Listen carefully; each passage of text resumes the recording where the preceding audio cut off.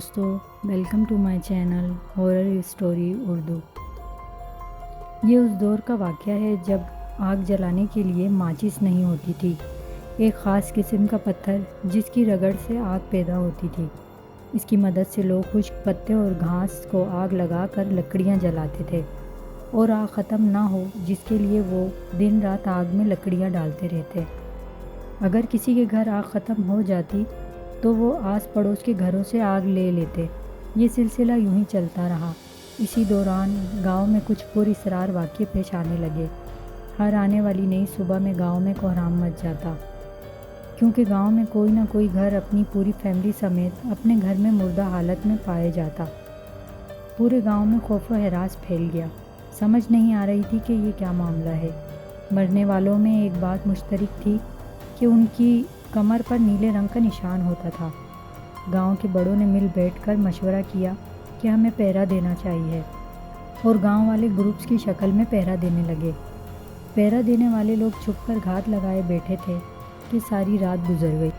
فجر ہونے میں ابھی کچھ دیر باقی تھی کہ انہیں گاؤں کی طرف ایک عورت آتی دکھائی دی۔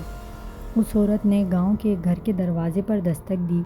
اندر سے آواز آئی، کون؟ اس عورت نے کہا کہ میں پڑوس سے آئی ہوں، مجھے آگ چاہیے ہے۔ یہ سنتے ہی دروازہ کھل گیا اور وہ عورت اندر چلی گئی۔ وہ عورت سر سے لے کر پاؤں تک چادر میں لپٹی ہوئی تھی۔ 2 منٹ بھی نہ لگے ہوں گے، وہ عورت گھر سے باہر نکلی اور چلی گئی۔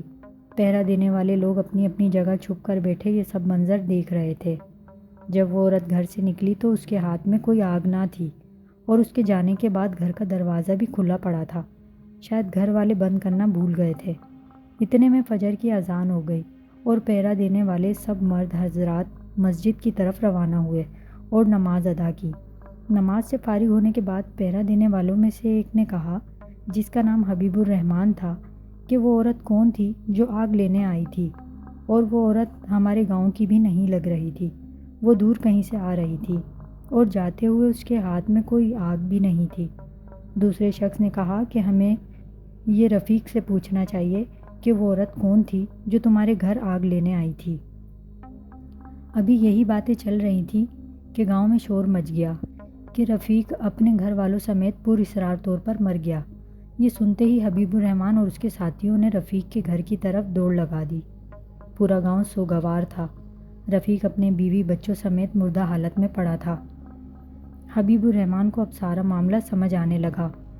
وہ کوئی عورت نہیں تھی، وہ ایک بلا تھی جو آگ لینے کے بہانے گھر کا دروازہ بجاتی، اور جو کوئی بھی اس کے لیے دروازہ کھولتا تو انہیں اپنی جان سے ہاتھ دھونا پڑتا۔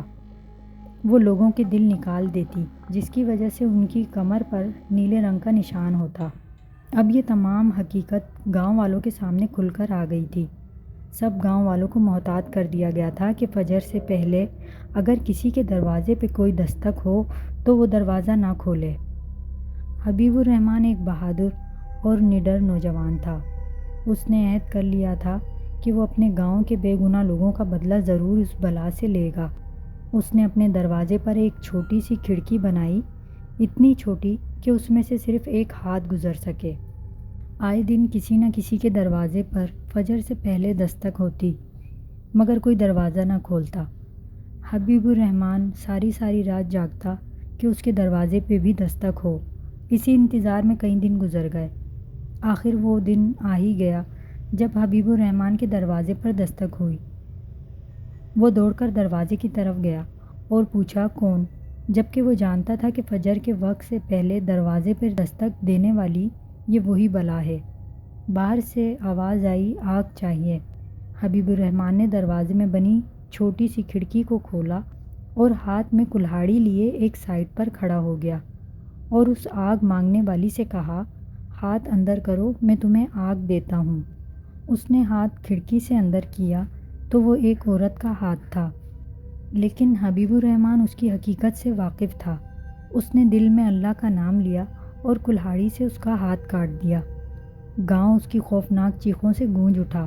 ہاتھ کٹ کے جیسے ہی نیچے گرا تو وہ گلنے اور سڑنے لگا۔ وہ بلا چیختے ہوئے بھاگ گئی۔ کچھ ہی منٹوں میں فجر کی اذان ہو گئی۔ اذان ہوتے ہی ساتھ حبیب الرحمن گھر سے باہر نکلا۔ گاؤں والے بھی بلا کی خوفناک آوازیں سن چکے تھے۔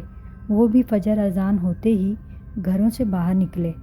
حبیب الرحمن نے گاؤں والوں کو سارا واقعہ کہہ سنایا۔ حبیب الرحمن کے دروازے کے آگے اس بلا کا خون پڑا تھا۔